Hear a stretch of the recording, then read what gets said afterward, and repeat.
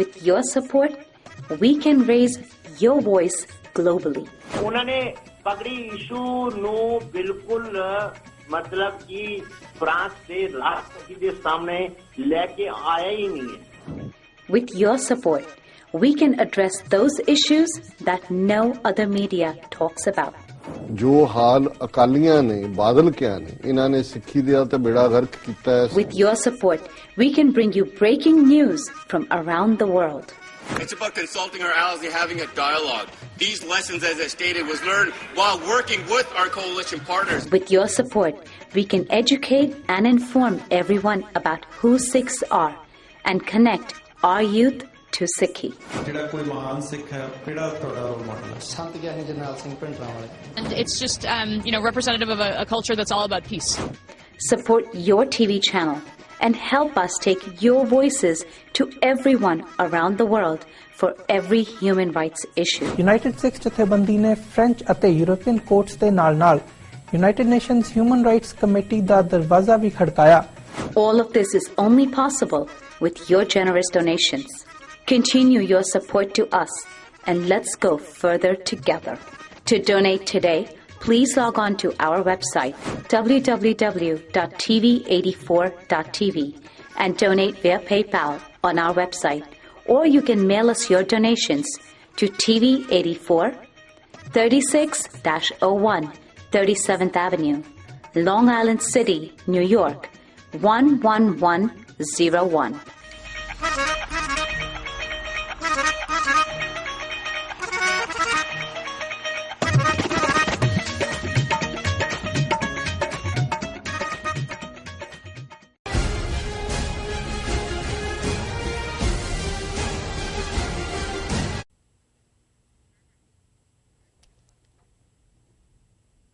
Viewers, welcome back in our program. जी doctor साहब साढ़े कोल पहली ईमेल आई है रुपिंदर बेदवान जी दी ਇਹ ਲਿਖਦੇ ਹਨ ਸਾਰੀ ਟੀਵੀ 84 ਦੀ ਟੀਮ ਨੂੰ ਮੇਰੇ ਵੱਲੋਂ ਵਾਹਿਗੁਰੂ ਜੀ ਕਾ ਖਾਲਸਾ ਵਾਹਿਗੁਰੂ ਜੀ ਕੀ ਫਤਿਹ। ਮੈਂ ਹਮੇਸ਼ਾ ਹੀ ਟੀਵੀ 84 ਦੀ ਚੜ੍ਹਦੀ ਕਲਾ ਦੀ ਅਰਦਾਸ ਕਰਦਾ ਹਾਂ। ਡਾਕਟਰ ਸਾਹਿਬ ਮੈਂ ਤੁਹਾਡੇ ਵਿਚਾਰ ਜਾਣਨਾ ਚਾਹੁੰਦਾ ਹਾਂ ਕਿ ਕੈਨੇਡੀਅਨ ਪਾਰਲੀਮੈਂਟ ਵਿੱਚ ਅਖੰਡ ਪਾਠ ਸਾਹਿਬ ਰੱਖਿਆ ਹੋਇਆ ਹੈ ਜੋ ਕਿ ਸਿੱਖਾਂ ਲਈ ਬਹੁਤ ਮਾਣ ਵਾਲੀ ਗੱਲ ਹੈ ਜਿਸ ਵਿੱਚ ਮੌਜੂਦਾ ਪ੍ਰਧਾਨ ਮੰਤਰੀ ਵੀ ਸ਼ਿਰਕਤ ਕਰਨਗੇ ਪਰ ਕੀ ਇਹ ਹਰ ਸਾਲ ਹੋਵੇਗਾ ਜਾਂ ਫਿਰ ਸਰਕਾਰ ਬਦਲਣ ਨਾਲ ਬੰਦ ਹੋ ਜਾਵੇਗਾ? ਕੀ ਇੱਥੇ ਵੀ ਆਪਣੇ ਲੋਕ ਧਰਮ ਦੀ ਆੜ ਵਿੱਚ ਰਾਜਨੀਤੀ ਨੂੰ ਖੇਡਣਾ ਚਾਹੁੰਦੇ ਹਨ? ਜੇ ਨਹੀਂ ਤਾਂ ਅਸੀਂ ਹੋਰ ਵੱਖ-ਵੱਖ ਧਰਮਾਂ ਦੀਆਂ ਨਜ਼ਰਾਂ ਵਿੱਚ ਨਫ਼ਰਤ ਦੇ ਸ਼ਿਕਾਰ ਨਾ ਹੋ ਜਾਈਏ ਕਿ ਜਸਟਿਨ ਟਰੂਡੋ ਕੇਵਲ ਸਿੱਖਾਂ ਨੂੰ ਜ਼ਿਆਦਾ ਤਰਜੀਹ ਦੇ ਰਿਹਾ ਹੈ। ਵਾਹਿਗੁਰੂ ਜੀ ਕਾ ਖਾਲਸਾ ਵਾਹਿਗੁਰੂ ਜੀ ਕੀ ਫਤਿਹ। ਖਾਲਿਸਤਾਨ ਜ਼ਿੰਦਾਬਾਦ। ਜੀ ਡਾਕਟਰ ਸਾਹਿਬ ਜ਼ਿੰਦਾਬਾਦ ਜ਼ਿੰਦਾਬਾਦ। ਰੁਪਿੰਦਰ ਬੈਦਵਾਨ ਜੀ ਦਾ ਬਹੁਤ-ਬਹੁਤ ਸ਼ੁਕਰੀਆ। ਉਹਨਾਂ ਨੇ ਸਾਨੂੰ ਲਿਖਿਆ ਟੀਵੀ 84 ਦੀ ਚੜ੍ਹਦੀ ਕਲਾ ਦੇ ਉਹ ਮੁਦਈ ਨੇ ਕਾਮਨਾ ਕਰਦੇ ਨੇ ਜੀ। ਖੁਸ਼ੀ ਹੁੰਦੀ ਹੈ ਕਿ ਸਾਡੇ ਬਹੁਤ ਸਾਰੇ ਵੀਰ ਭੈਣ ਸਾਡੇ ਨਾਲ ਜੁੜੇ ਨੇ ਪਿਆਰ ਕਰਦੇ ਨੇ ਟੀਵੀ 84 ਨੂੰ ਇਸ ਲਈ ਕਿ ਟੀਵੀ 84 ਪੰਥਕ ਚੜ੍ਹਦੀ ਕਲਾ ਦਾ ਮੁਦਈ ਹੈ ਔਰ ਸਾਡੇ ਲਈ ਇਹ ਹਮੇਸ਼ਾ ਹੀ ਹੌਸਲੇ ਵਾਲੀ ਗੱਲ ਹੁੰਦੀ ਹੈ ਜੀ। ਇਹਨਾਂ ਨੇ ਜ਼ਿਕਰ ਕੀਤਾ ਜਿਹੜਾ ਅਸੀਂ ਓਪਨਿੰਗ ਸੈਗਮੈਂਟ 'ਚ ਗੱਲ ਕੀਤੀ ਅਖੰਡ ਪਾਠ ਸਾਹਿਬ ਦੇ ਭੋਗ ਪਾਏ ਗਏ ਔਰ ਸਮਾਗਮ ਹੋਇਆ ਔਰ ਉਹਨਾਂ ਨੇ ਇਹ ਖਦਸ਼ਾ ਜ਼ਾਹਰ ਕੀਤਾ ਵੀ ਕਿਤੇ ਇਹ ਤਾਂ ਨਹੀਂ ਹੈ ਕਿ ਵੀ ਇਹ ਧਰਮ ਦੀ ਆੜ ਦੇ ਵਿੱਚ ਰਾਜਨੀਤੀ ਹੈ ਤੇ ਜਾਂ ਜਸਟਿਨ ਟਰੂਡੋ ਜੇ ਇਹਨਾਂ ਸਿੱਖਾਂ ਦੇ ਨਾਲ ਲਗਾਵ ਰੱਖਦੇ ਨੇ ਤੇ ਦੂਸਰੇ ਧਰਮਾਂ ਵਾਲਿਆਂ ਦਾ ਕੋਈ ਜਿਹੜਾ ਇਸ ਪ੍ਰਤੀ ਕੋਈ ਈਰਖਾ ਜਾਂ ਨਫ਼ਰਤ ਨਾ ਹੋਏ। ਫਿਰ ਉਹਨਾਂ ਨੇ ਇਹ ਵੀ ਪੁੱਛਿਆ ਕਿ ਕੀ ਇਹ ਸਿਰਫ ਵਨ ਟਾਈਮ ਹੈ ਜਾਂ ਇਹ ਪੱਕਾ ਫੀਚਰ ਹੋਏਗਾ ਜੀ।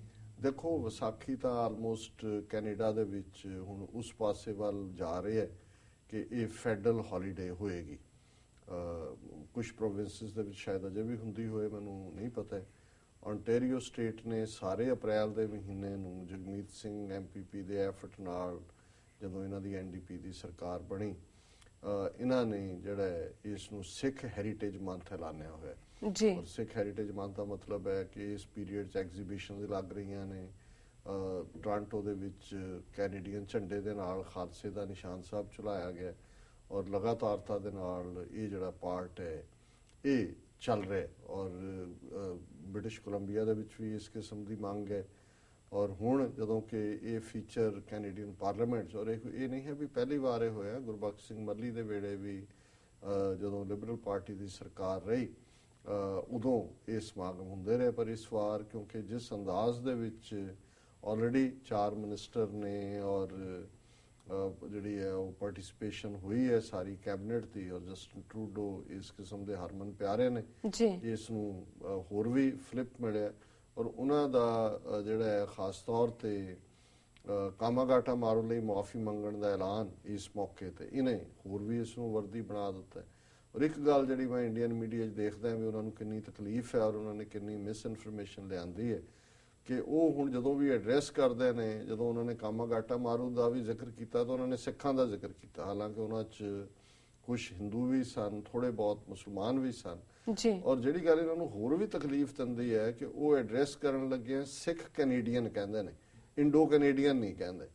ਔਰ ਉਹਨਾਂ ਨੇ even American university Washington DC ਜਦੋਂ ਇੱਕ ਪਾਕਿਸਤਾਨੀ ਸਟੂਡੈਂਟ ਨੇ ਉਹਨਾਂ ਨੂੰ ਮੁਬਾਰਕ ਦਿੱਤੀ ਕਿ ਵੀ ਤੁਹਾਡੀ ਕੈਬਨਿਟ 'ਚ ਪੰਜਾਬੀ ਮੰਤਰੀ ਨੇ, ਤੇ ਉਹਨਾਂ ਨੇ ਕਿਹਾ ਕਿ I have more Sikhs in my cabinet than Modi has, ਕਿ ਇਹਨੇ ਤਾਂ ਉਹਨੇ ਨਹੀਂ ਹੈ, ਉਹ ਰੱਖੀ ਹੈ ਇੱਕ ਮਾਈ ਹਰਸਿਮਰਤ ਕੌਰ।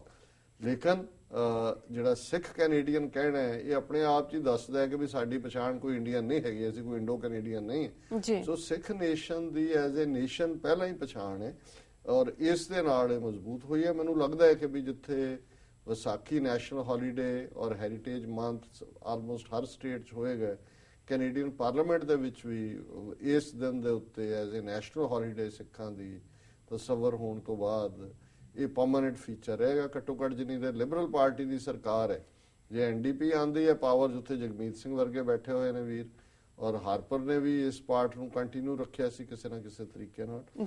ਸੋ ਬਾਕੀ ਇਹ ਕੋਈ ਇੱਥੇ ਕੋਈ ਭਾਰਤ ਵਾਂਗ ਲੋਕ ਨਹੀਂ ਨੇ ਜੇ ਕਿਸੇ ਨੂੰ ਤੁਸੀਂ ਕੋਈ ਸ਼ਾਬਾਸ਼ ਦੇ ਦਿੱਤੀ ਤਾਂ ਦੂਸਰੇ ਨੇ ਕਹਿਤਾ ਮੈਨੂੰ ਸ਼ਾਬਾਸ਼ ਨਹੀਂ ਦਿੱਤੀ। ਸਿੱਖਾਂ ਦੀ ਕੰਟਰੀਬਿਊਸ਼ਨ ਵੀ ਹੈ ਔਰ ਇਹ ਕੈਨੇਡੀਅਨ ਸੁਸਾਇਟੀ ਦੀ ਇਹੀ ਬਿਊਟੀ ਹੈ ਕਿ ਉੱਥੇ ਇਹਦੇ ਬਾਵਜੂਦ ਕਿ ਜਦੋਂ ਬ੍ਰਿਟਿਸ਼ ਕਾਲੋਨੀ ਇਹ ਰਿਹਾ, ਇਸ ਦਾ ਕਾਫੀ ਵਿਤਕਰੇ ਵਾਲਾ ਅੰਦਾਜ਼ ਸੀ ਕਾਨੂੰਨਾਂ 'ਚ, ਜਿਹਦੇ 'ਚੋਂ ਕਾਮਾਗਾਟਾ ਮਾਰੂ ਵਰਗੇ ਦੁਖਾਂਤ ਵਾਪਰੇ।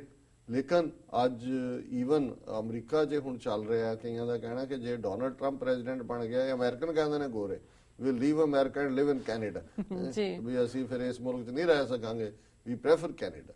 ਸੋ ਕੈਨੇਡਾ 'ਚ ਇੱਕ ਆਪਣੀ ਕਿਸਮ ਦੀ ਲਿਬਰਟੀ ਹੈ, ਇੱਕ ਆਪਣੇ ਕਿਸਮ ਦਾ ਉਹਨਾਂ ਦਾ ਅੰਦਾਜ਼ ਹੈ ਔਰ ਸ਼ਾਇਦ ਇਹੀ ਕਾਰਨ ਹੈ ਕਿ ਸਿੱਖ ਇਸ ਹੱਦ ਤੱਕ ਉੱਥੇ ਪੋਲੀਟੀਕਲ ਸਿਸਟਮ 'ਚ ਵੀ ਰਾਈਜ਼ ਕੀਤੇ ਨੇ। ਹਾਲਾਂਕਿ ਉਹਨਾਂ ਦੀ ਆਬਾਦੀ ਕੋ ਬਹੁਤ ਜ਼ਿਆਦਾ ਨਹੀਂ ਹੈ, ਲਗਭਗ 5 ਲੱਖ ਦੇ ਕਰੀਬ ਨੇ। ਮੁਸਲਮਾਨਾਂ ਦੀ ਗਿਣਤੀ ਕੈਨੇਡਾ 'ਚ ਸਿੱਖਾਂ ਨਾਲੋਂ ਦੁੱਗਣੀ ਹੈ।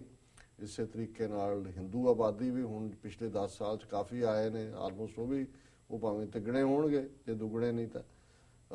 ਤੇ ਇਹਦੇ ਬਾਵਜੂਦ ਸਿੱਖਾਂ ਦਾ ਰਾਈਜ਼ ਮੈਂ ਸਮਝਦਾ ਵੀ ਕੋਈ ਏਡੀ ਈਰਖਾ ਵਾਲੀ ਗੱਲ ਨਹੀਂ ਔਰ ਇਹਨੇ ਘਬਰਾਇਆ ਵੀ ਨਾ ਕਰੀਏ। ਇੱਕ ਪਾਸੇ ਜਦੋਂ ਸੈਲੀਬ੍ਰੇਸ਼ਨ ਦਾ ਮੌਕਾ ਹੁੰਦਾ ਉਹ ਤਾਂ ਸੈਲੀਬ੍ਰੇਟ ਹੀ ਕਰਿਆ ਕਰੀਏ। ਜੀ ਬਿਲਕੁਲ ਡਾਕਟਰ ਸਾਹਿਬ, ਇਹਨਾਂ ਦਾ ਵੀ ਰੁਪਿੰਦਰ ਬੈਦਵਾਨ ਜੀ ਦਾ ਬਹੁਤ ਬਹੁਤ ਸ਼ੁਕਰੀਆ, ਉਹਨਾਂ ਨੇ ਸਾਨੂੰ ਲਿਖਿਆ। ਜੀ ਡਾਕਟਰ ਸਾਹਿਬ, ਲੈਣਾ ਬ੍ਰੇਕ।